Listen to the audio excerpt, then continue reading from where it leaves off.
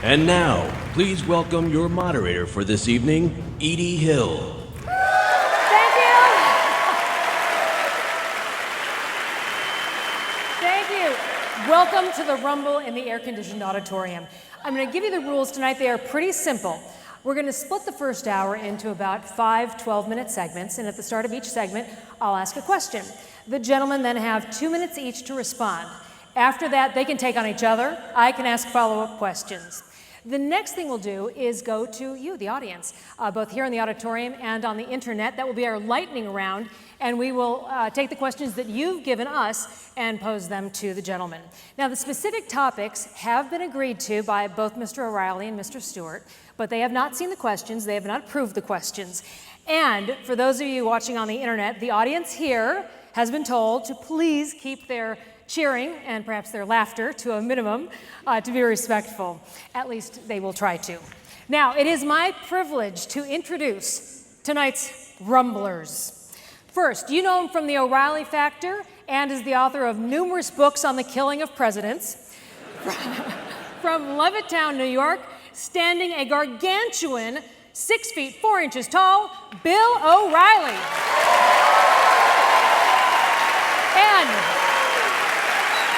from The Daily Show with Jon Stewart, the winner of an obnoxious amount of Emmys. He's from somewhere in New Jersey. He is standing a hobbit-like 5 foot 7 inches tall, Mr. Jon Stewart.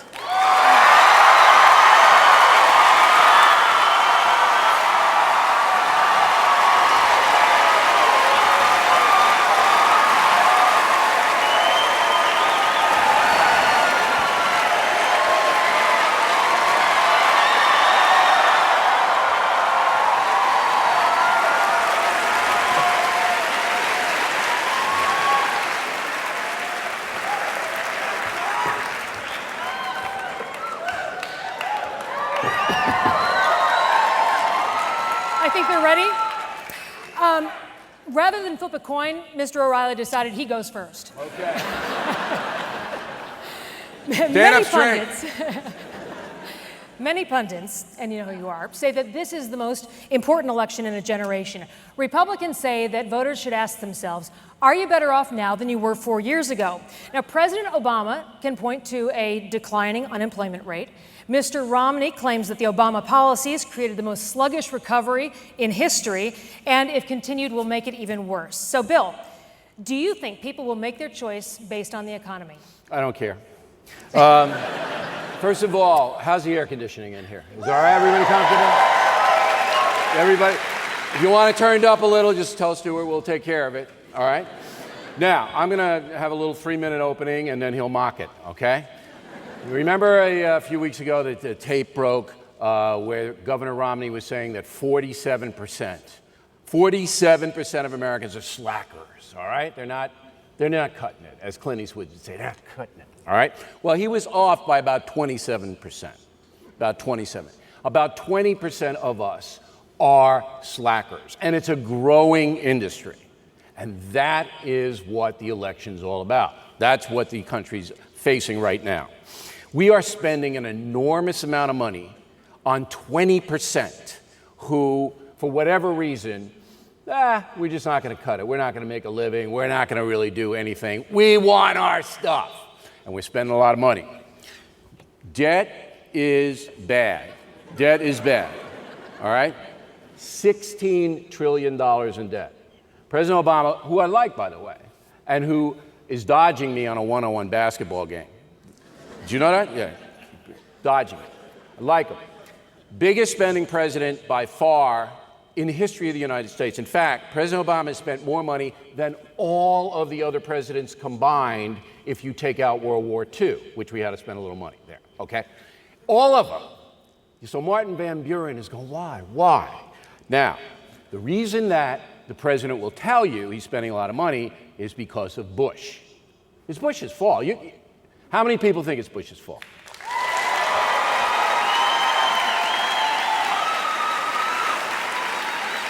Bush is gone. Adios, sayonara, aloha. It's boring. He's gone. Okay? Out of there. May have been Bush's fault for the first year, maybe 2, but not 3.5. Now, and this is the final part of my opening statement, the poster person for the entitlement society is Sandra Fluck. You know Sandra? I left 2 tickets for Sandra, plus a month's supply of birth control pills at will call. Is she here tonight? No, she's not. Sandra, buy your own coupon, right? We shouldn't be paying for this or a lot of other stuff.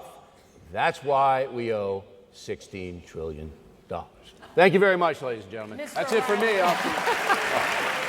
You stay, Mr. Stewart.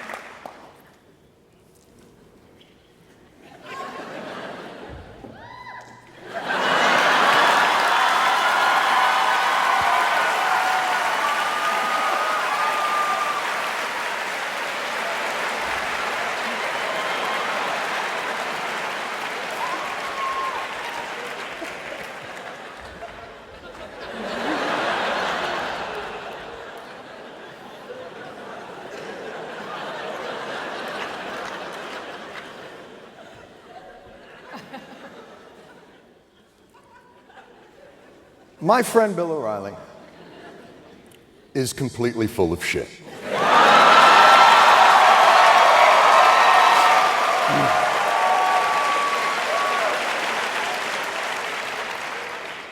Now, he and I agree this country does face some problems. We do have some issues. What we disagree on is the scope of these issues and the cause of these issues and the timing of these issues. I believe we have very complex problems in this country, like we have had in this country low since its inception.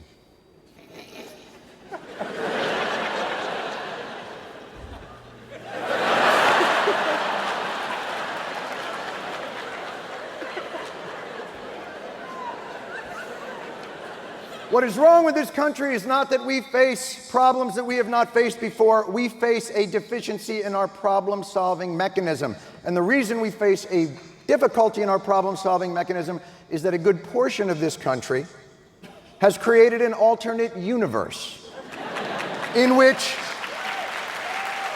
the issues that we face revolve around a woman from Georgetown who wanted birth control, which is a health issue for women, covered on her health insurance in the same way that Viagra is covered for many others. I call this alternate reality, I call this place where these folks live Bullshit Mountain.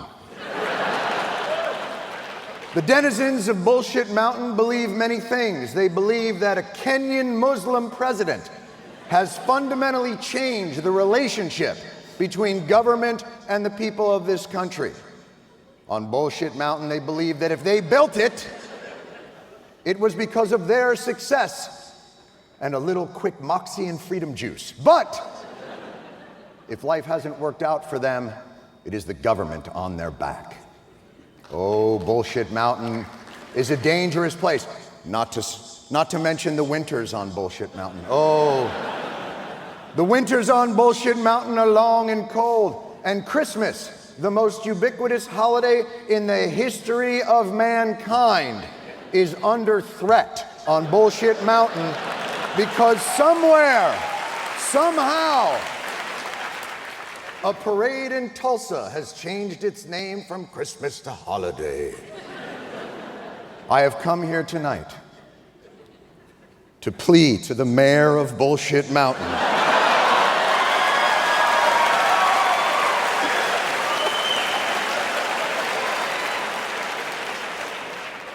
talk to your people. Now, I know that you don't live on Bullshit Mountain year-round. You obviously have to leave for provisions, and I believe you have a summer place. But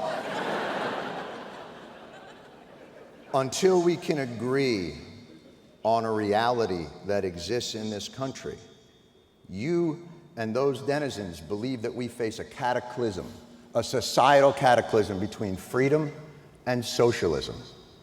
And on Bullshit Mountain, our problems are amplified and our solutions simplified. And that's why they won't work. We face a debt crisis that we've never faced before. We are merely weeks from being a failed state or even worse, Greece. And the way to solve it is to kill Big Bird. Now, let me say this.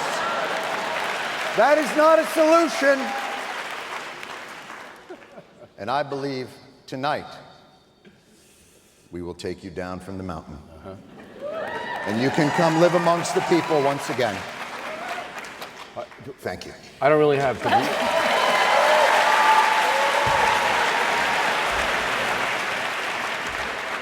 A minute to reply? That's all I really need. 1 minute. Okay, all right. Well, while we're on the subject of BS, why is NPR getting our money? There he is, all right? Why?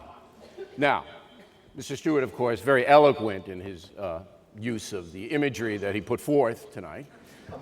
Bullshit. Right. Very, very, very eloquent. Totally dodging every important issue. Everyone. Income redistribution. Yes. Do you believe in it? Do you? No. I asked first. Oh, I it's believe, a complicated I one. believe in Social Security. Do you believe in Social Security? Yes, absolutely. So we're both socialists. No, no. We're both Income socialists. redistribution. Social Security is income redistribution. No, it's not. You pay into it. But you don't pay into it what you get out of it. You pay into it. Some people pay more. And in a cumulative effect. No, no, no, all right, no, no, and no, then no, you no, get, no. Yep. It is a progressive tax. All right. If you earn $125,000, you pay more into it than someone who pays $50,000. That's You dodge a question. Income redistribution, Robin Hood on steroids, okay? Cuba, Sherwood Forest, Mao.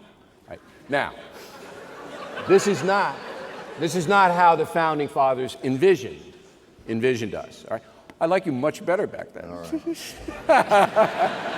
I'll go halfway. So, we have a president here who believes in social justice, all right?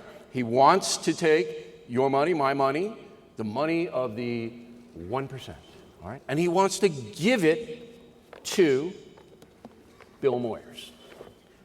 There he is. Bill gets it.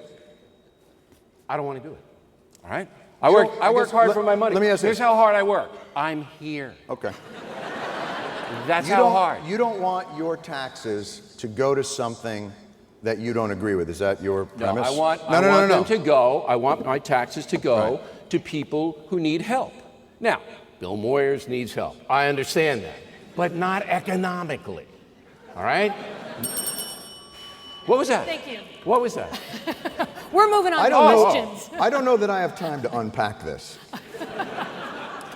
But the reason that we invest in things like public television is that it brings educational programs to communities that would not have them. It's one of the best investments we ever made as a country. Now, second of all, the investment in public television is $130 million. $130 million. And I am sorry that you don't want to spend your hard-earned tax money on that $130 million, but let me say this to you. Welcome to the fucking club. Now, no. Do you know how many birth control pills Here's 131 what I would million say. will buy? Come on. Give me my money back. The $800 billion for the Iraq War and children's television is on the house. Give me the money back for the Iraq War and it's rubbers for everybody on me. Excuse me.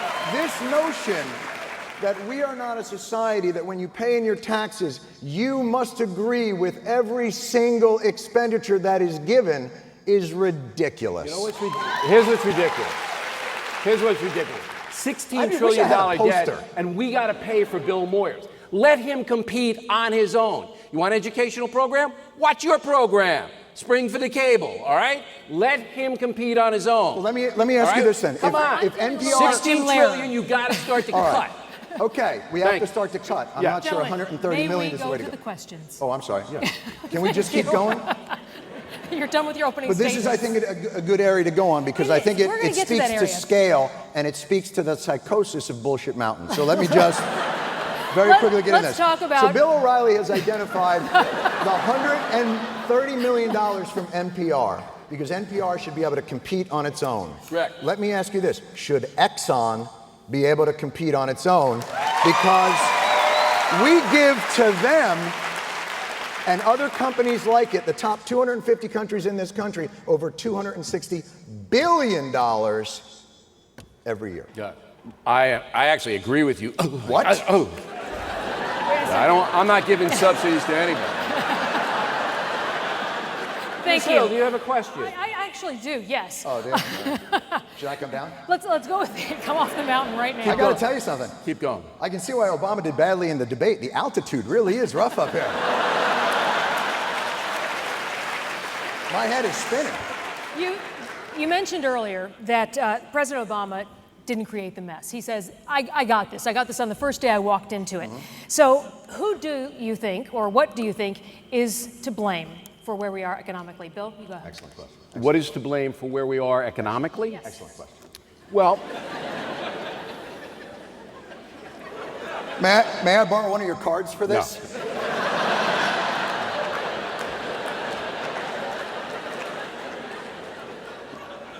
Thank you for asking that. Small business scared of Obamacare won't hire. All right? So when the government starts to call the shots in the free marketplace and the shots start to make people a little nervous, they say, hey, maybe I'm not going to hire so much. And worse than that, maybe I'll start to let people go. And maybe I won't lend any money, like the banks. You guys know that since Obama has been in office. We're allowed to bring notes? Yeah, since the president's been in office. Doesn't it feel much better now? Oh, he's back. $5,000 the average worker has lost in pay. That's a lot of dough. And gas prices have more than doubled, all right? So you're paying more for stuff and you're making less. Why are you making less? Because the employers go, you know what? For every job I have open, I got 10 people wanting it. So I'm not going to pay you very much. I'm bringing the salaries down. It is a mess. So you got to let the free marketplace kind of run a little bit. Now, I understand the greed heads. I understand the Wall Street stuff. I got it. I'm not a big Wall Street guy. But you got to let them go. You got to unleash the machine. Yes, because what could go wrong? Oh, like we're doing real great now, huh? We're not doing real great now, but if you take your eye from looking at the world through a toilet paper roll and you get a broader perspective on it, you'll see that the things that you are suggesting are not part of a fundamental change that Obama has brought. And what exactly is that change? Well, let me put it to you this way. Thanks. So when Bush left office, when he took office, he had a $100 billion surplus, right. Yes? When he left office, the deficit that he left in 1 year was $1.2 trillion. Right? Yeah. Okay. So that is a change from 100 billion of surplus to 1.2 trillion in deficit. That's a difference of 1.3 trillion. Okay. The president, his first year, there was a deficit of 1.2 trillion. This year, it's 1.2 trillion. So he's held the deficit steady. How altogether, how much debt has President Obama run up? $6 trillion. Very good. $6 trillion. Yeah, I learned that on Sesame Street. Well, let me ask you this. Is that all Bush's fault, right? No, but what is the debt that Bush ran up? Bush, okay. I'm not. No, you see, look. No. Bush is gone. Bush is gone. I'm not defending Bush. Bush is gone. I'm not defending him. This isn't a question of defending Bush. Sure it is. No, it's not. It's a question of putting our issues in context. No. And I know context isn't a proper... You're saying, look, yeah, my guy ran up $6 trillion in debt, but what did Bush do? Come on, it's ridiculous. It doesn't matter what Bush did. The job of the president now is to get the debt under control, and you got to cut stuff. Exactly. So right now, the debt is steady. Right now, what we've done is bounce it. So no, we haven't bounced the debt. Are you kidding me? We have a $1 trillion deficit. We have the deficit holding steady. Now, you need to go up on the mountain. It's not holding steady. It's $1 trillion, man, plus in 13. That's the deficit. Another trillion, Stuart. Right. In other words, it hasn't increased year to year. Oh, it hasn't increased. Are you kidding me? If he's reelected the president, we'll have a $20 trillion deficit, even if he takes all your stuff. All right? It's not going to matter. Here's what I don't understand. Your party on Bullshit Mountain believes... I'm not in a party. Right. Okay. You believe that because this other president is out of office, that the Republican Party sprang like Athena out of Zeus's head, newborn when Barack Obama was inaugurated. Here's why it matters about our debt and our deficit under Bush. What he created was a society of entitlement that we could have two wars that cost $800 billion and cut taxes at the same time. So if you look at the debt as a measure of it, we have $16 trillion in debt. $10 trillion of it occurred under the Bush presidency. Now, why is that important? Because the policies that he's enacted didn't occur under the Bush presidency. That was the total debt since George Washington, all right? No. You zipped it on up. No, sir, that is not correct. Look. We had a surplus under Clinton.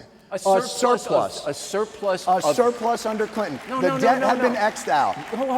So the debt wasn't X'd out. You're mixing up the deficit with the debt. No, he took his... No. You're missing the deficit with the deficit is yearly spending. The debt is cumulative.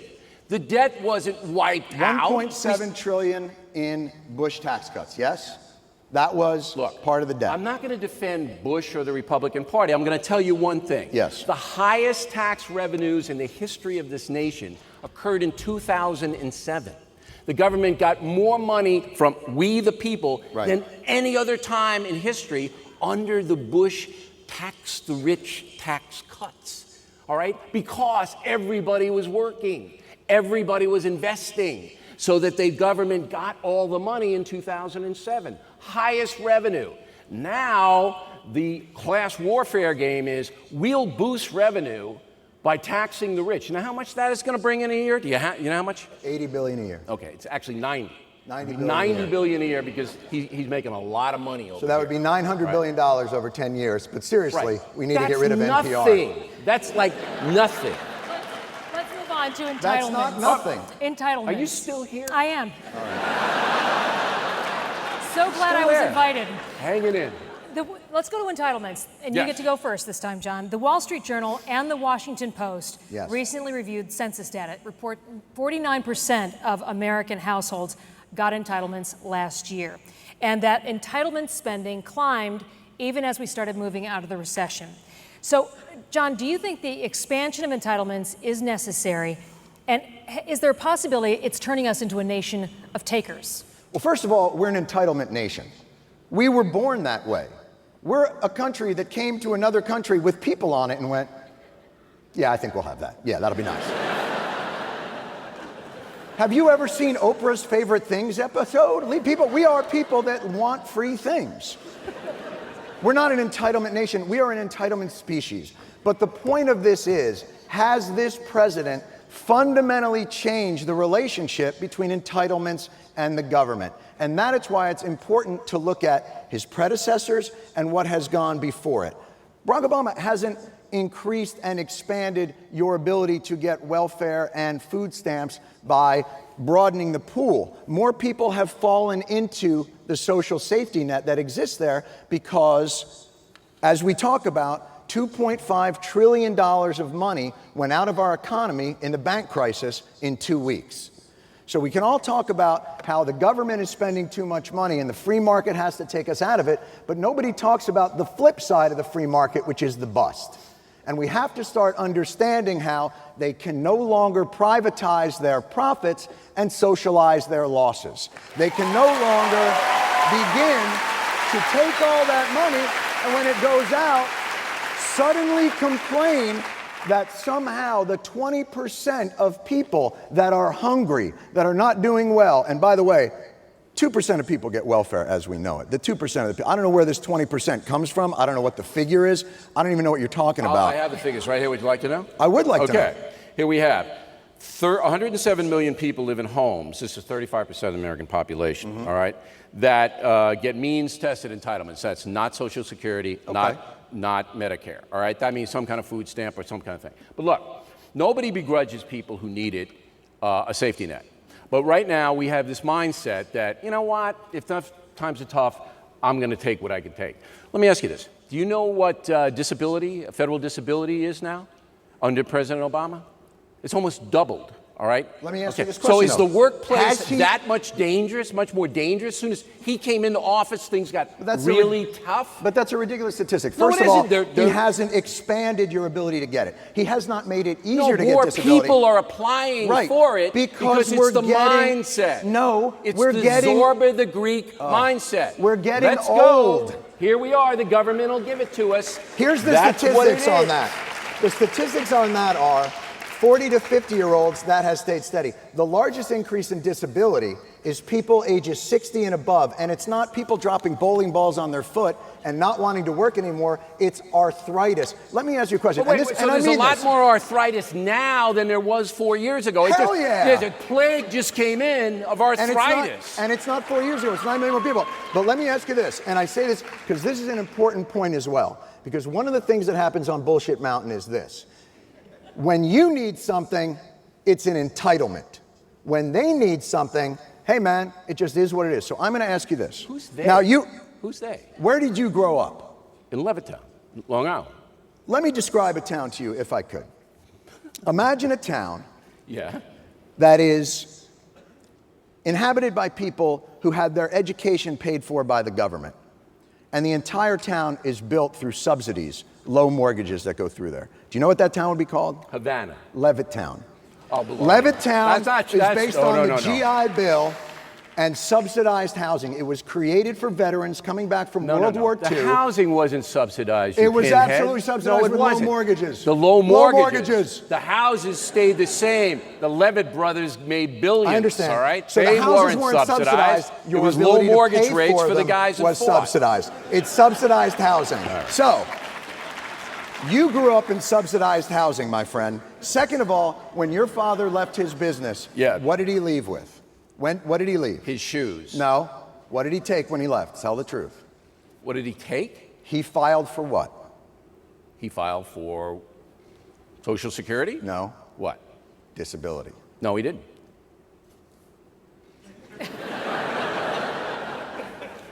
Oh, you talking about? Yeah. You're talking about From his company. from his company, not from the government. Oh, so that's okay. See, Well, this is the problem. He had colitis. Okay. Well, he had colitis. I see. So and he didn't. Wait a minute. Hold it. All He right. didn't file a federal. I To see. his company. And what do you do if your company doesn't provide that? What do you do? Yeah. work But you for have another colitis. company. But you have colitis.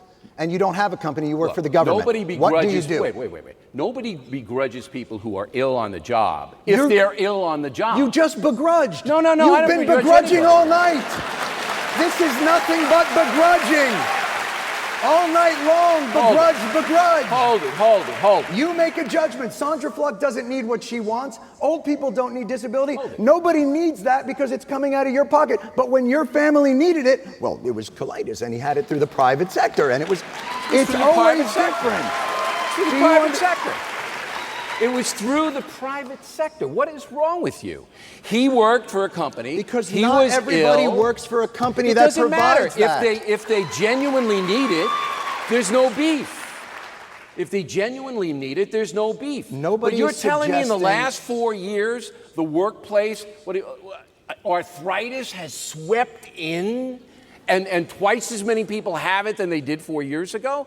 Look, this goes back to buy your own, okay? The mindset is, if I can gin the system, I'll do it because it's easy. Because we can do it now, because that's the culture. Do you not see the riots in the street in Spain and Italy and Greece? Do you not see them? What are they rioting about? Cutbacks in their entitlements paid for by the government, not Caltex. All right? But the point isn't that. Hold it. All right. And my father's salary, a portion of it, went into that fund in case he needed that disability. Let me He ask you a doesn't know the question. difference between the private and the public sector.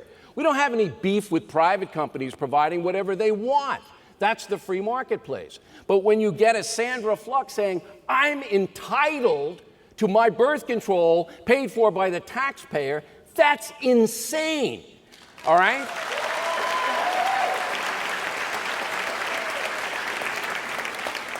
We have to understand as a society, we have already decided to take care of people who need help. That's the society that we have. Who need help? Who need help? But nobody is arguing that people with fraudulent claims should get them. Okay, then you explain. What the argument should be is... I want to know on Yes. your platform Yes. why there's an explosion in disability in 4 years. What is it that has come in So to your cause suggestion so many is more people to Barack be ill? Obama came into office and everybody went, Lord Happy have mercy, days I are don't have here to work again. Here anymore. we are. Barack Obama is here. Barack Obama did not change the rules for entitlements in this country. He made it a lot easier to did get. not. I'm sure he did. He didn't. They advertise on the radio for food stamps. Are you kidding me? Why is it that if you take advantage of a tax break and you're a corporation, you're a smart businessman, but if you take advantage of something that you need to not be hungry, you're a moocher? What kind of business is that? It's ridiculous. Let's say this. See, here's the problem with Bullshit Mountain. Let me get this in here. They don't see the connection between government action and moving forward. Here's an example. At the Republican convention, there was a woman up there who had won 4 gold medals in shooting. A wonderful, exciting American story. And when she was on stage at the Republican convention, she talked about how the women at the Olympics crushed it, did great, won more medals than women at the Olympics had ever won in the history of the Olympics. The U.S. women would have finished 9th if they were a country. And they celebrated that at the Republican convention, rightfully so, on We Built It night, the night where they all came out and talked about how they didn't need anything, they were the ones that did it. What they never talked about, and the connection they never drew, was in 1972, the government instituted Title IX. Title IX took that money by force, through fairness, and they took that money and they made it distributed more equitably through the schools. It was an enormous controversy, and it paid off at the Republican National Convention with a woman talking about gold medals. There is a connection when the government invests in infrastructure and its people and the success of this country. Let's move on. And let's go.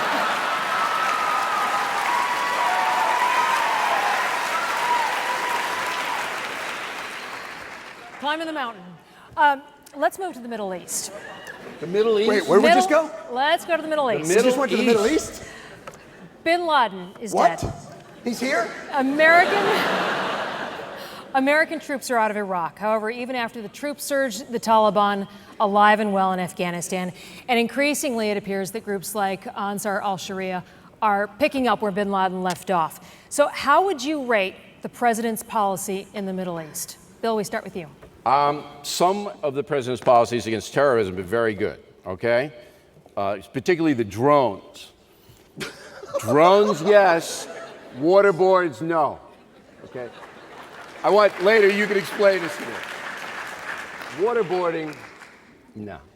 We can't do that. However, we will drop a missile in the middle of town and wipe out everyone. That's okay. But waterboarding, no. Let me agree with Bill O'Reilly and say, I agree on both these counts. We shouldn't waterboard people or drop missiles into the middle of the villages. Okay. I like the missile thing. I'm pretty down with that. Okay. By the way, there's logical a difference thinking, between though. You being know. on the field Right. of battle and being captured. I mean, Right. there's always been sort of a rule that once you capture somebody, you don't torture them. But that's the whole other thing. Muslim Brotherhood, not our friends, all right? Get a clue. Not our friends. So that's a mistake that the president has made in the Middle East. He's done a good job on terrorism, by the way. Let me ask you about Libya and Syria, because... Can I just very quickly? Yes, you may. Again, We have to feel sorry it's for just the Muslim it's Brotherhood? interesting about the short-term memory loss on the mountain we discussed earlier. In 2001, 2002, all we heard about was America must spread democracy to the Middle East. We must, even if it means invading their country to get them to have elections. All we had to do was spread democracy because democracy was going to keep us safe. And now we have democracy breaking out in Egypt and Libya and Tunisia, but because we didn't cause it and we didn't invade those countries and they're voting for themselves, now we have a problem with who they selected. Unfortunately, with democracy, the whole idea of it is we don't get to install the leader of that country. Okay, but that country gets to install the leader. Now, you may believe that that leader is not good for America, but that's not your choice anymore. And a policy 8 years ago of spreading democracy throughout the Middle East has suddenly become, as long as they choose the people we find acceptable. Well, of course you're going to have that attitude, but wait a minute, I don't get to choose? You get a president and you get a dead ambassador, you get to choose on how you react to that, all right? So if you're going to kiss their butts over there, they ain't going to respect you, and that's what's happening. See, once again, it's the simple solution to accomplish Stuart. As long as Here, let me break it to you. Yes. Another card. Iran, not frightened. Really? Not frightened. Really? Okay? There's You the know big they're having- bomb right they're there. having currency They're not riots. scared. They're having currency riots as we speak. Yeah, they're not scared of us. They may be scared of the real. They're not scared of us.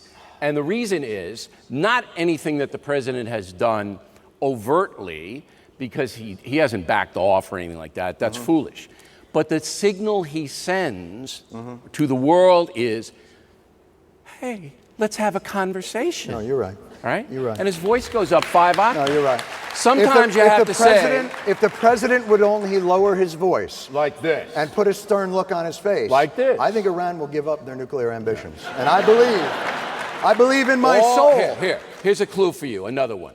All Barack Obama has to do is go on a double date with Netanyahu, okay? Just double date with him, all right? Go anywhere with him. That sends a little message to Tehran. Hey, whoa, they might be making up some stuff. Maybe we want to take a look at this, all right?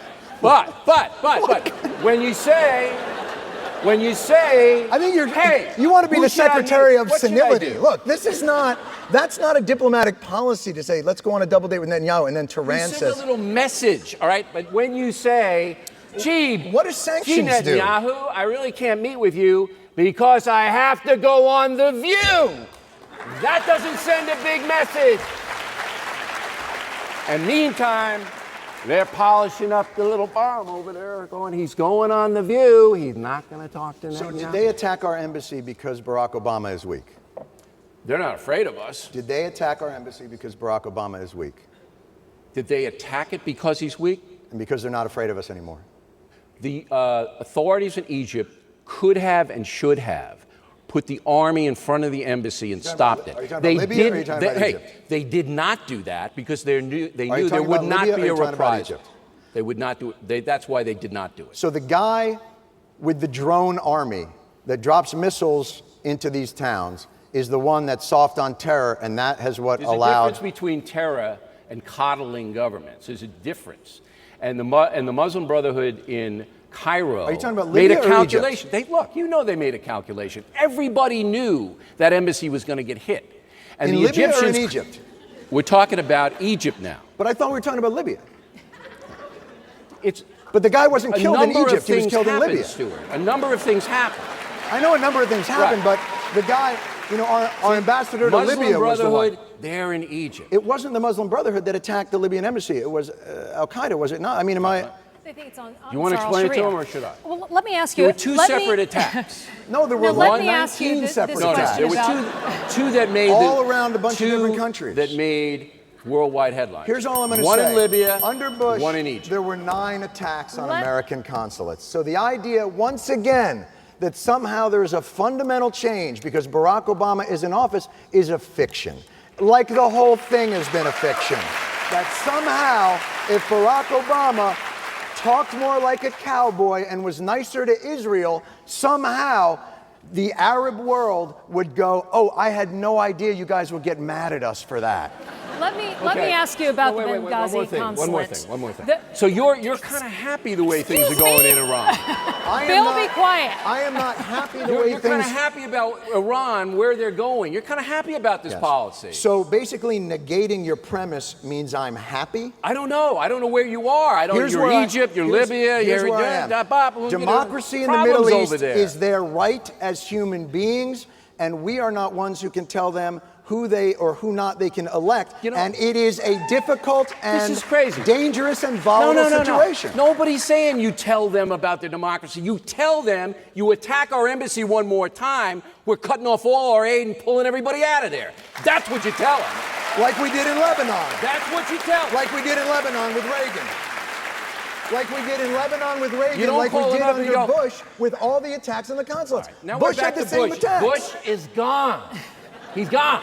But why are you holding one president to a different standard than the other? Because I don't have time to hold Martin Van Buren to a standard than Obama. He's in office. This is not ancient history. This is just 8 years ago. Why can't we deal with it in the context of both presidencies? Let me ask you about the Benghazi consulate, because we know that our ambassador is killed there, other Americans killed.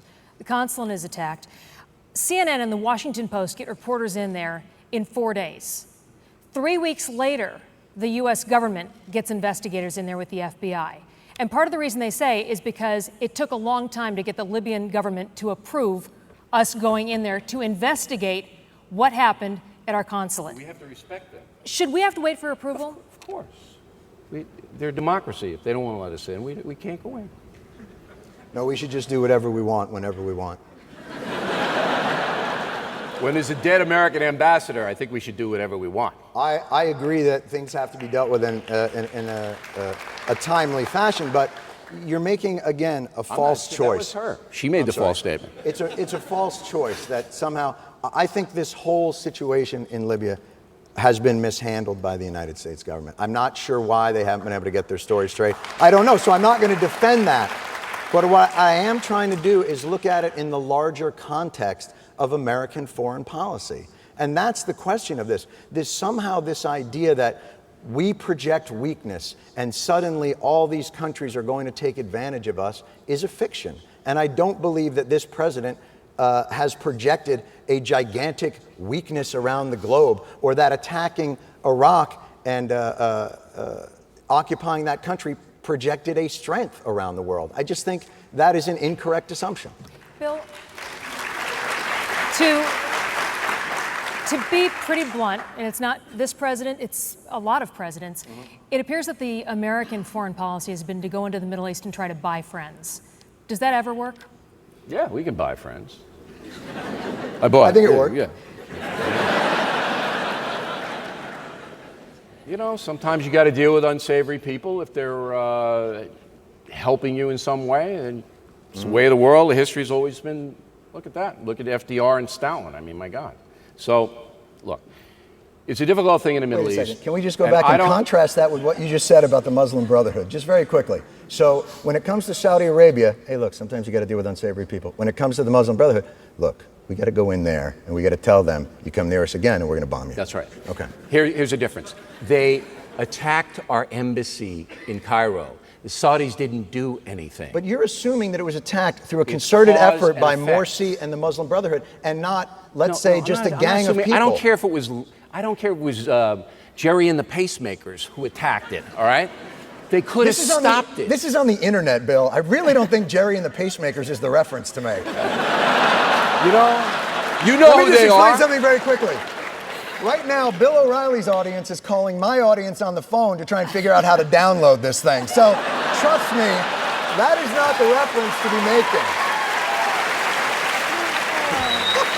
For the third time, it doesn't matter, all right? All right. Whether Lil Wayne attacked. All right? Boom! It doesn't matter. Boom! That was nice. The government could have stopped it, and they didn't. All right? That's thumb in the eye, and that's, you better not do it again. That's what the American president has to do. Thomas Jefferson and the Barbary Pirates. Oh, Jesus. Moving on to media bias, Vice Presidential candidate Paul Ryan says that most people in mainstream media are left of center and they want a very left of center president. So, John, is there this media bias or is that bunk? I mean, it depends. Again, I think that Fox News is an overreaction to what may be a patina of people that believe in other words, I don't think ABC and NBC and CBS are activist organizations for liberal causes. I think Fox looks at those organizations and they are sort of an autoimmune disease against that. Fox News is sort of the lupus of news. They have seen something, it is there with a soupçon, and Fox News has gone overboard. Well, hey, FNC making more than $1 billion a year, so something's going right. I worked at ABC and Yes, CBS. you can't make money selling crap in You this worked country, at, that's for sure. This won't happen. Just can't have it. It's not like crack and Honey Boo Boo at the top of the... Go ahead. We'll ignore this immature stuff. Let me ask you about polls, Bill. Wait, no. You worked at CNN, I worked at ABC and CBS. Mm-hmm. The culture is left wing, and how that plays out is, he's right, they're not like marching in the newsroom with "We Love Che" signs, but it's who they hire, all right? It's who gets promoted. It's what they put in front of you as far as story count is concerned, what stories they concentrate on, what stories they ignore. Mm-hmm. All of that plays in, and that's why Fox News is successful, because it gives voice to traditional conservatives at the same level as liberal voices. And in my show in particular, which is the big monster, you know that, we put 1 to 1. It's 1 to 1. No, it's absolutely fair. Right. You're right. You run the other night. I think anytime you run an organization where more people believe that the president is a Muslim than believe in evolution is a problem. What organization is that? And where did you come up with that? Hey, look at the viewers, man.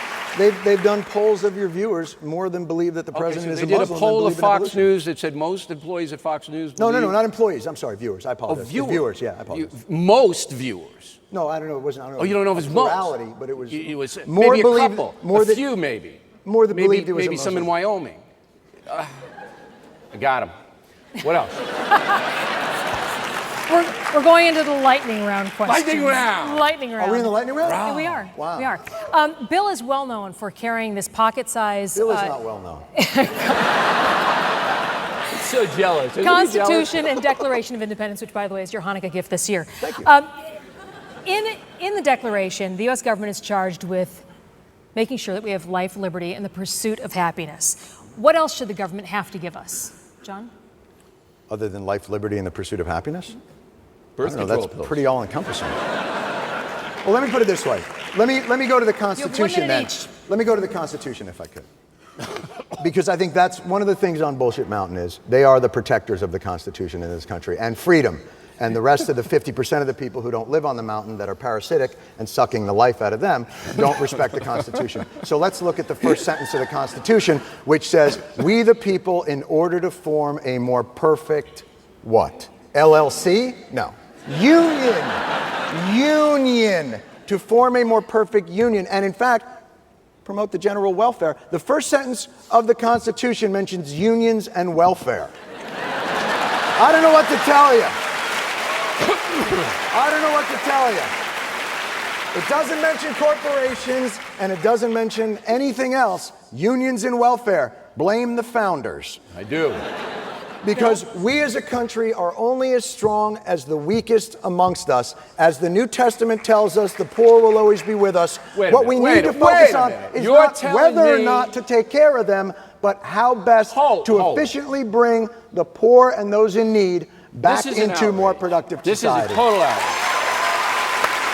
This is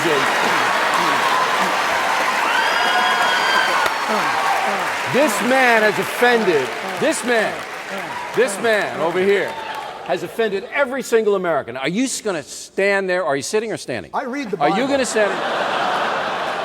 You know what? Here's the thing. We are only as good. But when you tell me I'm short, I don't blame the Liberal Weights and Measures Bureau or I don't suggest that my numbers are skewed and I'm really 6'1", if only the lamestream media would tell people. Yeah. I trust that I'm 5'7". That's right. And you don't know this, but the feds pay for that lift. All right? So he went in.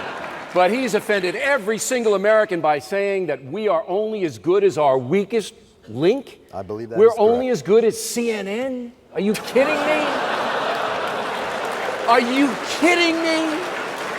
But that is why we have to work to help CNN out of this terrible predicament that they're in. Right on. We need to work together. Right on. And help CNN reintroduce themselves and this to guy productive too, society. right here, right there. Next question. A lot of folks don't realize that you chose Washington, D.C. so they could supersize their Slurpees, because you can't have it in New York. New York, Yes. Big Apple, small soda state. That is true. Should the government be counting calories for us? Well, that depends. Should On what? the government be counting calories? I think the government should Tell us allow what adults size to. soda we can buy and we can consume. Yeah, I think adults should be able to buy whatever it is they wish to buy. Now, that being said, we have a health crisis in this country, and I know that Mitt Romney is fond of saying, well, the emergency room takes care of that for people who don't have insurance. I personally believe that this idea that everyone should have insurance is a very smart one, because it takes the socialism out of our health care program, so that we're not all paying for those who are poor to go to the health facilities. We're paying Everybody for would it. have. Who do you think's paying for the 20 million that don't have insurance? Who do you think's paying for them? No, I'm saying that. That's why it's We're important. paying for them. No, I know I'm saying that. Okay. We're paying for them. If you hadn't have looked down at your cards, you'd have followed this. I was listening to every word, but I couldn't follow it. What was the question again? You must lose your mind in a Kinko's. Oh, you're crazy. We're going to the next one. Should the government supersize it? They've already supersized. They tell us. They tell us what size soda you can have, because This is they're talking about New York. take This is care the of The it. feds. This is Bloomberg. He has nothing It's to Bloomberg, do. but Come yeah. on. It's government. Let's go I'll to tell you one what of I your like. favorite topics. The grades on the restaurants. I like that. You like the what? The grades on the grades. restaurants, the grading system. 1 rat, 2 rat, 3 rats? Yeah. Yeah, I like that. A, B, C, D. I think that works out. What rodent is One the plot of the du favorite jour? topics the two of you have is there a war on Christmas? And if there has been this war on Christmas, who won? Yeah, that's not fair. War on Christmas? Here? Come on. Let me handle this. Oh, yeah. No. In this country, I believe that this Christmas thing, look, I think people have confused not being able to pray everywhere with not being able to pray anywhere. And I think they've confused the loss of absolute power with persecution. And the idea that Christmas, I'm a Jew. If you think Christmas isn't celebrated in this country as Christmas, walk a mile in Hanukkah shoes, brother, because you have no idea. Now, I get it. Let me say this. I get it. They are celebrating the birth of their Savior, and I dig that. That's an important thing. And we're celebrating that the oil lasted longer than we thought it would. All right, it's not equivalent necessarily, but when I hear them complaining about, oh my God, I mean, Fox News, the headquarters of Fox News is what, in Rockefeller Center. If you walk outside of Fox News, it looks like Santa Claus exploded in December. There's the Christmas Spectacular at Radio City Music Hall. There's the Rockefeller Christmas tree. Like, this whole idea is insanity. Yeah, I know. First of all, we won the war on Christmas, number one. And number two, the reason it was launched, The reason it was launched, you remember, was the ACLU, all right, filed a number of lawsuits against little towns. Yes. They had the baby Jesus in the manger, Yes. in the square, along with the menorah, along with the star and crescent, along with the McDonald's logo. Everybody was there, all right? Well, but as the long as you're not being ACLU, baby dismissive. Jesus, get him out of there. Slap the baby Jesus. Yes. All right. They filed lawsuits, Yes. on paper. Yes. All right. Now, how we won? Barack Obama dropped a drone on ACLU headquarters. Boom, they're done. All right. Good. In addition, And by the way, why do we say Merry Christmas more than one day? It's a birthday, right? Like, when it's your birthday, do people that whole month be like, Happy birthday? Like, no.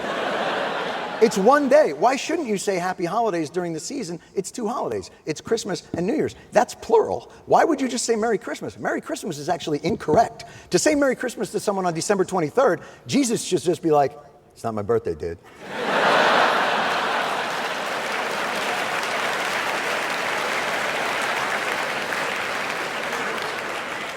Something we haven't heard about much on the Yeah. campaign trail, immigration reform. Immigration reform. Why not? Why haven't we heard of them talking about that? Wait, what? Oh no, I think again, if you were to look at the situation, it is, I think, a smart thing to get children of immigrants who have been illegal, had nothing to do with it, into the system. And I actually think it'd be much smarter if we would find a way to secure the border, but take care of the people who are illegal that are here and give them a path to citizenship. But I don't know why we're talking about this in that manner, because we're just going to build a wall, actually double wall, and a moat with crocodiles. And Joe Arpaio is just going to walk back and forth with a flashlight. I don't have any beef. I think that you should be humane, because it's the federal government's fault. It's a mess anyway. They did it. Socialist. So these people in. Anyway, Did you see how the Telemundo guys worked your guy over though on the hey, you promised to do something and you didn't do anything? Did you see that? Did you see the interview? I did. The Telemundo guys, yeah, I saw it. And they said in it's Spanish amazing and that English. The liberal so left-wing like media yeah, they were doing that. Do that kind of thing. And then the president said, Oh, I saw. Okay. And that was the best interview, by the way, these Telemundo people. That was the best one so far in the campaign. You think? Yeah, they haven't come through me yet, though. Neither.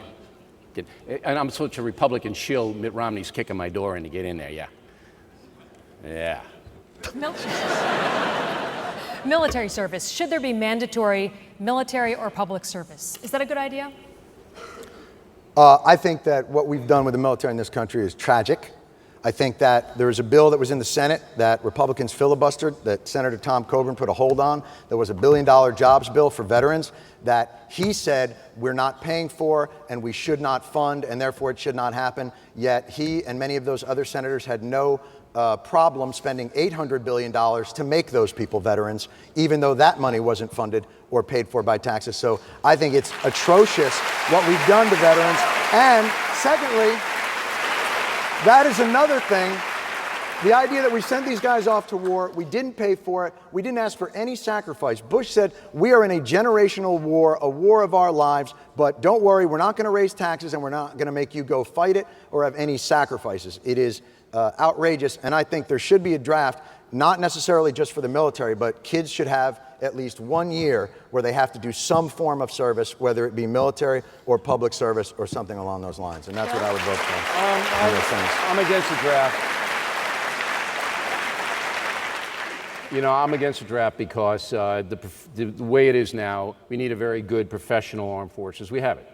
We have the best armed forces in the world. I don't know the bill that you're referring to. I'd have to see what the, you know, there are riders on a lot of these bills. So the headline sounds good, and there's 15 things underneath. That might have been derailed. But Stuart and I are pretty simpatico on this. So we got to do everything we can for military people to make sure they're rewarded when they come home, because they had a really rough go of it in Afghanistan and Iraq. It was in both places, awful, terrible theaters.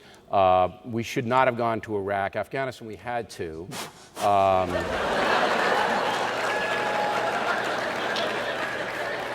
That's not Somebody better live tweet that, motherfuckers. Come on. Live tweet that. Bill O'Reilly, we should not have gone into Iraq. At this point, we're moving to the center. They're going to bring some chairs out here. We're going to get a little more comfortable. And we're going to get to... What's going to happen now? You're going to move out here. We're going to move out there? Yes. Do I still get my lift? And you too. Yeah, he needs to get... Leave your lift. Do you have an extra cushion for him? I think you all... I don't mind. You all were given cards when you came in. People could write Look down at these questions. chairs. They've selected Look at that. those. Only the finest Corinthian leather. That is nice, isn't it? Thank you. The internet audience also has been able to... By the way, Hill didn't Pose want to sit questions. next to him. That's why I have to sit next to him. Not true.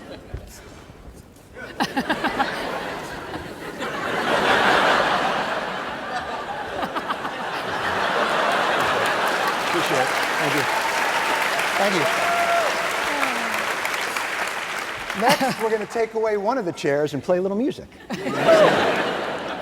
See what happens. Let's start with Dean from Tennessee wants to ask this question about the election. What do you think will be the greatest determining factor in the outcome of the 2012 election? Dean's here in the audience. Bill? Dean! No, he's not. No, he's not. Raise your hand. He's at the movies. Dean left. I think that it's going to be very close. Next debate, very big. Because the final debate's on foreign policy, and people are more interested in the economy and stuff like that. So that's going to be like that. Now, the next debate, though, is really, it's an interesting debate because it's a town hall, which means guys get up there and say, well, I know that, so about 3/4 of the debate. Wait, who's debating in this again? What is it? It's the regular folks ask the question. I saw my cousin, so a lot of airtime that's going to be lost.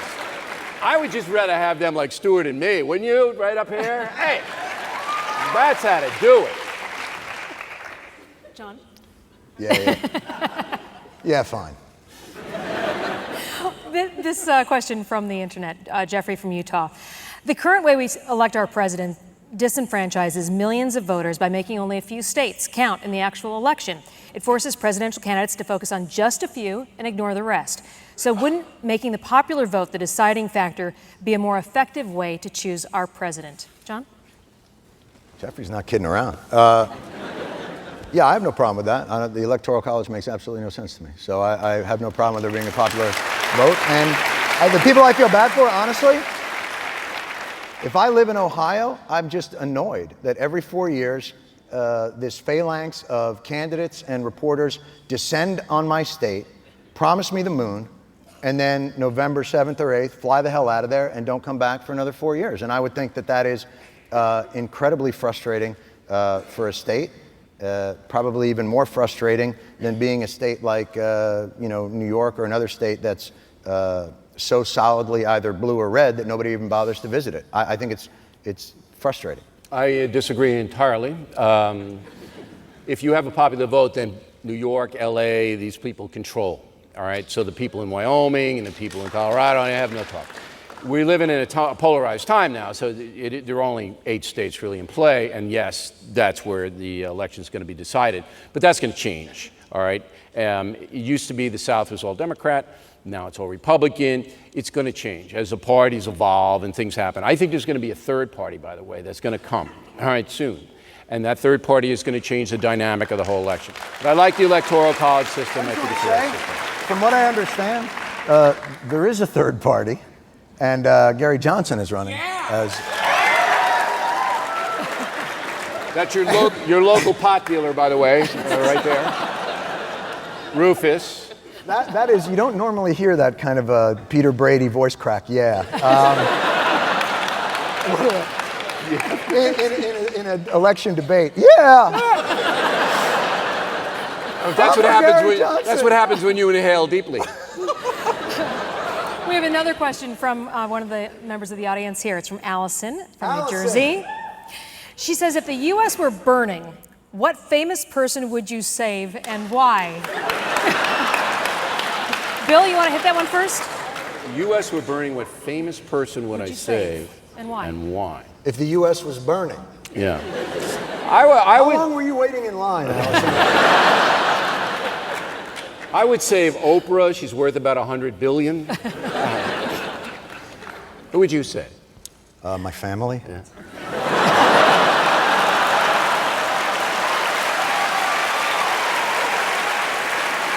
But hey, listen. Oprah's a great answer too.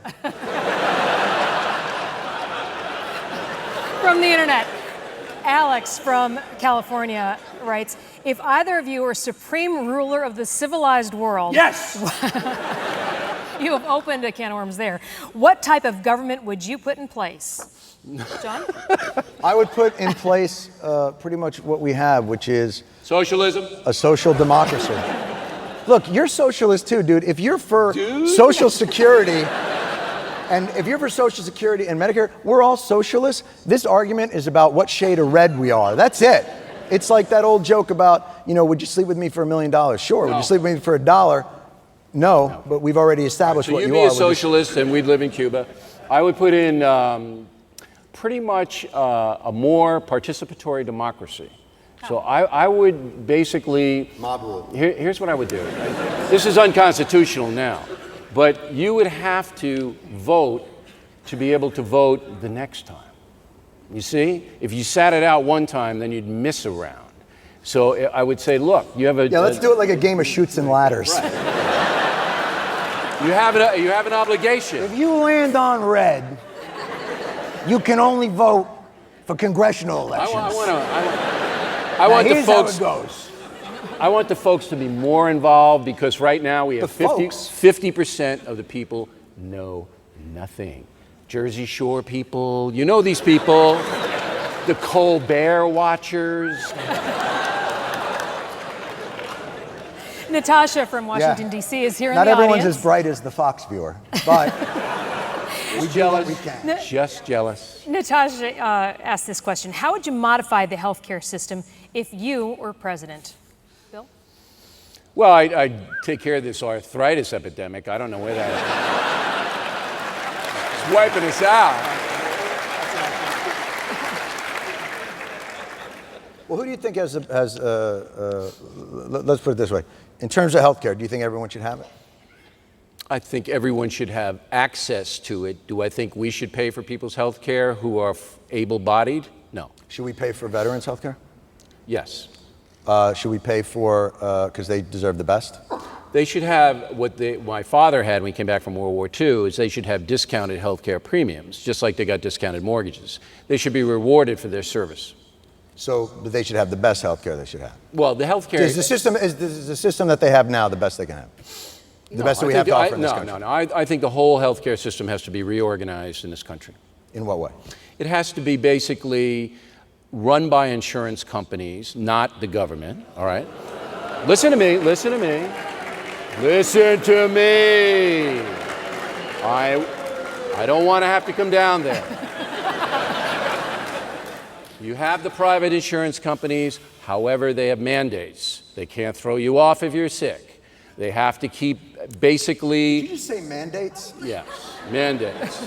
The government has an oversight capacity, doesn't take it over because the government's going to screw it up. They have oversight capacity. And the insurance companies compete nationwide. The lizard can go to all the states. Right now, you can't do that. That drives it down, the cost of health insurance. It doesn't drive it down. It Yes, just makes it does. it forces It's competition. everybody. No, because in Alabama the cost is very different than what is in New York City, and everybody from New York City then gets their insurance in the same way that your credit card rates come from. They get charged just what one they state. want in each state because of the difference in the cost of living. However, you have 10 insurance companies in the market, not 2. That's what's driving it up. Right now, they limit how many insurance companies can sell in your state. And of course you knew that, I'm sure you did, but I'd let everybody compete, which drives Here's it what down. I would do with healthcare. I would decouple it from work. I would make sure that employers are not responsible for the healthcare. What that would do is free people up to have more mobility in terms of changing jobs, in terms of not worrying about illness, putting them into bankruptcy, and all those types of situations that we're in now. And the only way to do that is through a single-payer system. And a single-payer system is the only way that will effectively manage healthcare and keep costs down and make sure that employers, if you free up employers from having to put so many and so much of their money into insuring their employees, you will create an enormous surge of... But you want the government to run this, all right? So that's where it's going to break down. The government can't, it's not set up to do it. This gets to a fundamental point. Some people say that the government that governs least governs best. I say the government that governs best governs best. The problem that we have is you look at this situation and you say, government can't do the job. They're not good enough or set up to do that. All you have to do is go to Canada or Britain and see what they have there. They run it, and you can't get an operation in Canada. They have to come here for it. And in Britain, everybody's teeth have fallen out, all right? I lived in England for a year. I know what the system is. The government can't do it. No one in those places, though, goes broke because they have a medical condition, Nobody because goes they're broke. covered. They don't get good. They don't get good care. Well, what I'm saying is, do you think America can do it better? Let me put it this way: is government No, just, I don't is think they can government do it incompetent? better. Is government in this incompetent? area? Yes. What They're not area set is up it to- competent in? It's competent in the military area. So why collecting can't we? taxes? But They it's can do the that. same people. Why is it that you Not the trust same people. You trust the government to make bombs and invade another country? No, I don't. But not I don't to trust pass the government out to do cheese. that. But do you understand what I'm saying? Why is it that the Because government is competent in military but can't handle health You care? let medical people run it. You don't let the government run a complicated system. Crazy. You hire medical people into the system to help run it. Oh, I see. So you drag them out of their house and say you're going to come in and you're going to run our That's come on. Look, just talk to doctors. They don't want all this Obamacare. It's a mess. It's chaotic. It's not going to be cost efficient. Let the free market run it with very strict The free market has oversight. been running it. 70 million And it's a people mess. don't have insurance. That's right. So the free market has failed us in No, this you can instance. have government regulation of it. Just don't have them run it. So, but why are they able? Why is government able to run a complex organization like the military? Because Why are it's they tradition. They have hundreds of years of doing it. Well, hold it. Did you miss the Revolutionary War? We have hundreds of years of doing it. Dr. Kildare did not work for the feds, all right? There's no basis for them to run the show.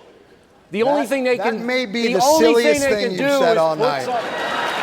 That may be the silliest thing you've What, said that all there's a night. military tradition in America? No, not that there's a military tradition, that because there's a military tradition, that's Yeah. why the government runs an effective They military. know how to do that.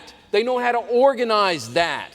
They don't know the first thing about medical care and how to deliver it. It's insane. Doctors do, but they know how to organize a bureaucracy and administrate it. I'm not saying they're good at it. I'm saying, why not apply the military ethic, the military work ethic, the sense of service, the sense of duty to country to the healthcare system, bring up people that can learn how to do it, and create a system that can work for all Americans and be efficient at doing that. If we can figure out how to do, I was in Afghanistan, to see what they've built in the desert there is phenomenal. If you're telling me they can't set up clinics that can run effectively in this country, Sure. that's ridiculous. You could set up You're clinics. saying that the military that's can doable. build nations in Iraq and Afghanistan, but they can't do it here. Why can't they there are medics in the military. Why not take the medics in the military, bring them into the government, and let them run the healthcare system? Bring them into the government? They're already in the government. Bring them Let in? them run it. I feel like I'm Let sitting next them to run it. Deepak Chopra here. And then we'll have chimes and with chimes everywhere. And then they'll come and heal us. We'll be healed. Come, it's just, look, clinics, fine. They can't what run I it. said. Deborah from Start calling you Texas Deepak. Go ahead. sends this in via the internet. How is it that two personalities such as yourselves, who are almost polar opposites politically, share a willingness to come together when Congress can't? What advice would you give Congress?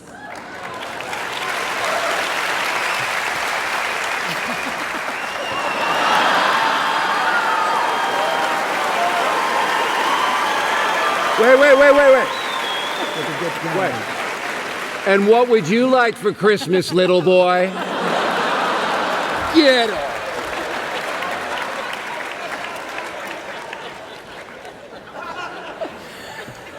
Thank you. William from Michigan is here, and he asked this question. I understand voting for Obama the first time.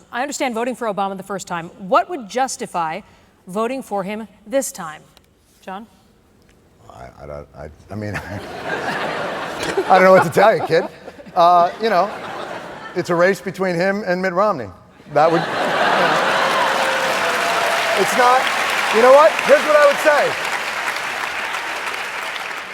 Turns out Lincoln ain't running this year. So, you know, I think you got to look at it like, you know, you judge it, but I don't think it's a slam dunk either way. I think for people who say, like, Obama is the worst president in history, which I guess is your program from 9 to 5. I told you, I'm not an Obama basher. I don't agree with that either. And I think, there have been areas where he's done a very effective job in stabilizing certain things that had really fallen into catastrophic state with that economic crisis that was the worst since the Great Depression. And there are areas where I think he's disappointed people, but I don't know of a president that hasn't. And it's a choice between Mitt Romney and Barack Obama, and that's how you'll make your judgment. Leslie from Michigan emails this in. Why don't we reduce or stop foreign aid with our deficit so high? Shouldn't aid to ourselves come first? If the USA becomes totally bankrupt, who would help us? What am I missing? Well, it's true that under President Obama, foreign aid is almost doubled in 3 years, and most people don't know that, but we are sending a lot. But we have to send money to certain countries to buy them, and we do. We send money and we buy them. Daddy, can I have Peru? That's not the big problem, foreign aid. It's a very, very small. But NPR, that's a problem. That's symptomatic of it. The taxes that Stuart and I pay pretty much knock the foreign aid thing down. Go ahead. Jennifer from Maryland writes this. She's in the audience. Who is your political hero and why? John? Now? Yeah, right. I would say Robert Kennedy. I think he had a passion and a depth of belief and an optimism and a tenacity that I very much admired. And he was one of the first, when I was very young, one of the first people that I remember learning about. And, maybe his death sort of left an indelible mark. But I felt that Robert Kennedy was a man of political integrity in that regard. I can't believe he said that. Why? Because I'm a big Robert Kennedy fan. Oh. I got a book out, Killing Kennedy, Oh, Robert for God's Kennedy. sake. And Robert Kennedy is prominent in that book. And you see what he just said is true, unfortunately. But what about Fidel? I know you like him. Yes. I would say, for me, and I really admire Robert Kennedy, it would be Abraham Lincoln. And I have a book about Abraham. And Abraham Lincoln gave his life for his country. He did. If you look at Abraham Lincoln, a big strapping 6'3" guy, and was chopping that wood. And in 3 years, he's hunched over. He's aged 35 years. He carried the whole thing on his back, kept the Union together. Extraordinary individual. We need an Abraham Lincoln now in this country. Here's a question that I think is right. Would an Abraham Lincoln in this day and age be an Abraham Lincoln, or would the tenacity of the 24-hour news cycle find a way to turn him into just some skinny guy with a beard in his day, Lincoln was the most hated man in the country. He didn't have the 24/7 drumbeat, but he couldn't go out. They were throwing stuff at him, and and particularly when the North was not doing well in the war. So it was inside Lincoln, not outside, and we need somebody like that. John from Minnesota emails in. Years ago, Walter Cronkite was called the most trusted man in America, to which news person, journalist, or reporter would, of course, you two excluded, would you assign that title today? Got to be Bill Moyers, right?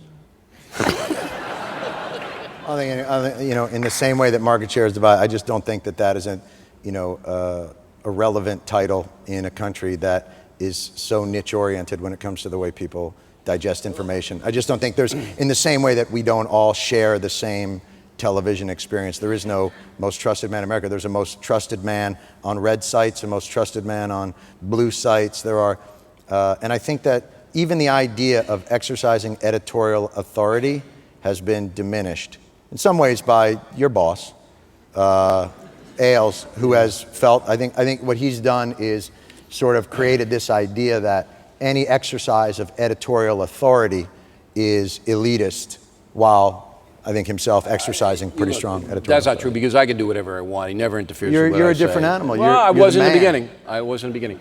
The absolute best journalist ever on television is the late Mike Wallace.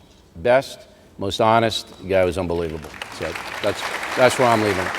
Mike is here in the audience, and he asks this question. If you could see any American elected president, who would you choose, and why? Well, I'd say Clint Eastwood would have to be my guy. Well, why don't we ask him?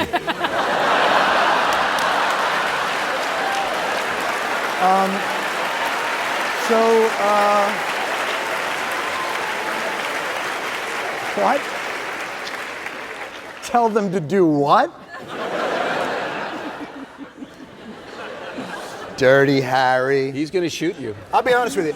I think Bill Clinton would get elected in this country with 70% of the vote right now. I think he would. Either he or Hillary could run right now, and they would be elected with 70% of the vote. Both of them? I think they could run it as like a Edie Gourmet, Steve Lawrence Paul thing. and Paul? I think that's how they could do it. Kendall and Avery are here in the audience. Kendall and Avery? Are here in the audience. That's They my are. name of my indie band. What do you think is the most fundamental problem with the public political discourse? Stewart. Honestly, I think we've lost our ability to problem solve. That we're having the wrong conversation in this country. That the conversation we're having in this country is about a fundamental clash of civilizations, when I think we have basically agreed that we're a social democracy. Like, whether you want to get around it or not, this isn't a conversation between freedom and tyranny and capitalism and socialism. And until we lose that artifice and begin to concentrate on making, I think I want government, I don't want it gone, I want it better. I want it more efficient, I want it accountable, I want it to be able to, bureaucracies have huge problems and they need really smart administrators. And that's what this country and conversation should be about. Not about one part of the country is somehow carrying the flag of freedom and the other part of the country is fundamentally undermining it. I think that's bullshit. The problem is that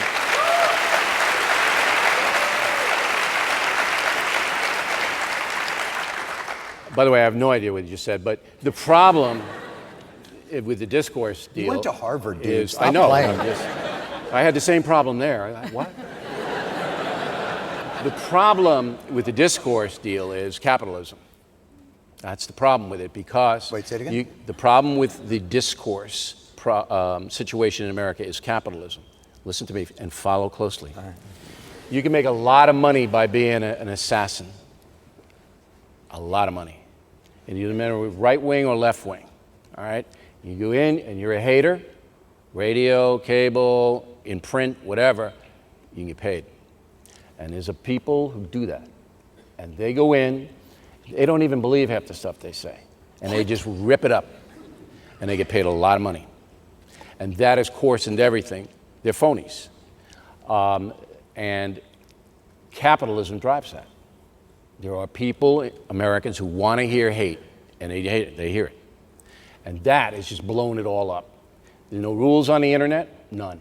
Go listen to these comments. After this program, I'm sure there'll be chat rooms about this. Where do you see the column? Where do you see them? All right?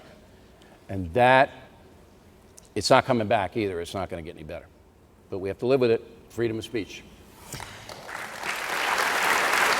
Scott? Person watching on the internet from Canada, Scott, says, what's wrong with the national sales tax? I like the national sales tax. I got no problem with national sales tax. But I target it to Medicare. That's the way to fix that entitlement. You just say, we're going to pay 2%, 1.5%, and you got to lock it down, though. You can't be, having to slide and scale up. And all of that money is going to Medicare. Would you means test Social Security? No, because Social Security is basically, right now, can be fixed in the sense that you have to elevate the age. That's, you just have to. I mean, life expectancy People now is 112 in Delaware. So people are living more, okay? And, if you work out like Jane Fonda, you're in good shape and all that. So you raise it, and then if you're wealthy, like Donald Trump and Jon Stewart, you don't really need it, right? So I think we can massage that and get that under control, do the 1.5% or 2% national sales tax, get the Medicare thing under control, and begin to bring down this horrible debt that is going to ruin this country. Thank you very much, ladies and gentlemen. Here's what I would ask you. Would you take away Grover Norquist's pledge to never raise taxes? Because that's purely ideological. Wasn't he president twice? But listen, dude's Grover Cleveland. Dude's got, a ton of legislators who have signed a pledge not to raise taxes. If the biggest problem we have in this country is the deficit, why is it that... Look, what are you asking me about Grover Norquist for? Really? He's irrelevant? He doesn't have any... He's not on my radar screen. I mean, you Oh, know, because he's got a pledge from like no, most because he's just a Republican guy. legislators. Why don't you ask me about Lenny out there selling bagels? He's just a guy. What do I care what he does? Because he seems to have quite a hold on the Republican congressional delegation. From Missouri, Tristan emails Although in. Lenny might as well, I don't know. Depends on the sandwiches. It's good bagels out there. How can you support a presidential candidate when both sides have been proven to misquote, take things out of context, and sometimes blatantly make things up? See, Time Magazine's got a great piece this week, a cover story. And they have both campaigns. And they tell you what they said, and it's all BS. So they all do it, unfortunately. What are you going to do? I mean, you know, like he said, you only got those two guys. That's what you got. What a note of optimism to go out on. Shit pile number one, shit pile number two. What are you going to do? Michelle from Maryland is in the audience, and she says, would you consider switching jobs for a week? Oh, are you kidding me? I'd have to work in the same building as Colbert? There's no way I'm doing that. By the way, we don't work in the same building. Like, Comedy Central's not the real world. We don't, like, share a room. But I would love to, you know, I come over and I visit Fox News every now and again, and it's nice because the Eye of Mordor is above the building. And when you come in, it's kind of funny because you go through, and whenever I walk through the building, little heads pop there. You know, it's like sort of like that scene in Indiana Jones when all those kid miners were working. And Indiana came through and they all looked up like, Sahib, you know. But they really have that look in their eyes like, take us with you. I, for one, though, would really like to see Stewart doing the factor, you know, in the beginning of the program when he goes, caution, you're about to enter the no spin zone. The factor starts right now. You know why I would say that is the only way I would do it is if somebody kicked me really hard in the nuts. Kathleen like from Maryland emails in, what do you respect most about your opponent in this debate? Ooh, Kathleen, very new age. It's a tough one. Can y'all come up with something? I mean, I would say the man coordinates a mean outfit. Khaki.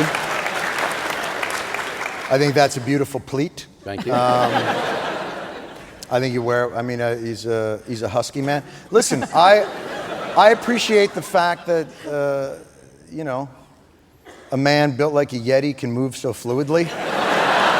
I appreciate... He's fixated on the Yeti thing. I'm a little It's the fixated on fourth the Yeti time thing. in the last week. In all seriousness, I feel like Bill comes by his principles honestly. I think he's a smart guy. I think he's a funny guy.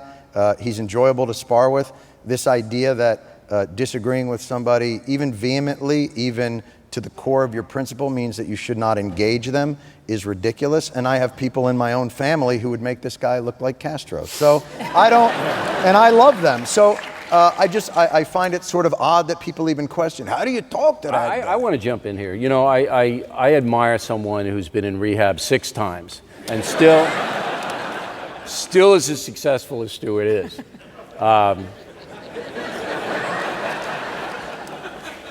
He's like every guy I ever cut off at a bar. I mean, it's the kind of thing.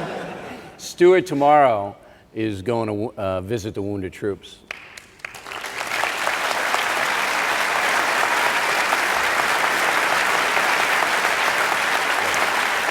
Sarah from Massachusetts asks, what's the most valuable thing you've learned from hearing the other person's point of view? Let me answer that first. Okay. Now I know I'm right.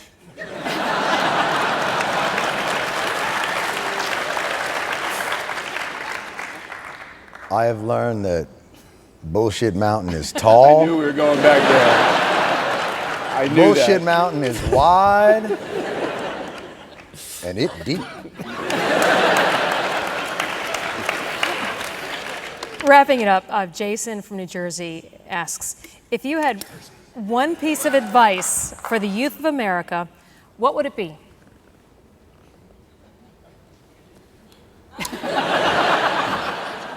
you don't want to get the seeds. What you want to do is you want to get, it's called, the seeds are the swag. So I don't know if they still have LPs, but you open up an LP and you get the shake. And you, here's what I would say. You know, everybody talks about the entitlement generation. You know, there is no time I would rather live in than now, and there is no generation I would more entrust the future of this country to this one. I've been very impressed with the people that I've met in colleges now. I've been very impressed with young people and their commitment to want to do anything. And there's a tendency to live in a nostalgic state in this country and think that other generations possessed an integrity and a tenacity greater than the generation that is now. And I wholeheartedly disagree with that. And I believe that this is a group that will rise up to any challenge that comes before them, as well as any other generation in America would have done. So my advice to them would be, please don't think of me as an entitled moocher when I'm collecting my government benefits. All right. Young pinheads. Work hard, be honest, get off the net, go outside, travel as much as you can, find your passion. Everybody's good at somebody. Everybody's good at something. Find what you're good at. Everybody. That's why I believe in God. Everybody has a talent. Find what you're good at and make money doing it. So, usually at the end of these debates, and I'm sure it'll happen on the internet, you know, a winner is picked, a loser is picked, but I think everybody wins this time. Everybody wins. Everybody wins in this one. And wait, how about a nice hand for Edie Hill for putting up with us? And better than Jim Lehrer. We have a parting gift. Wow, look at this. For the winners. Very good. Thank you for coming out, everyone. Thank you for coming out to see us. Thanks a lot. A lot of fun.